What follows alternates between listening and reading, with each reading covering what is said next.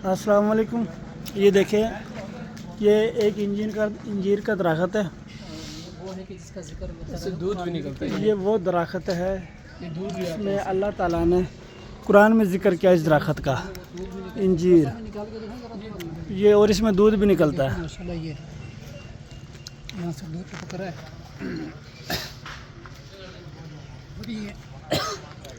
इसमें ये दूध है और इसमें इंजीर लगी हुई हैं, ये आप देख सकते हैं।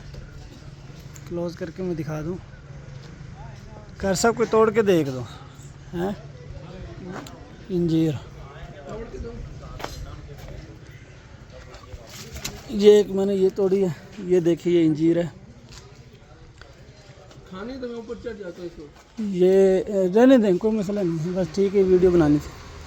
ये इंजीर का दरख्त है और ये इंजीर है जिसका जिक्र अल्लाह पाक ने कुरान में किया है। ये वो दरख्त है। अश्ती ज़बानी बस फगवाड़े आते हैं, हाँ जी। वैसे जो आम ज़बान है उसमें अंजीर आते हैं। अंजीर है जी।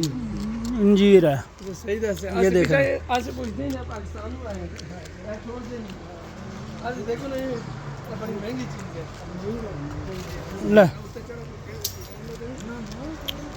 बोल साहब बाहर के दम में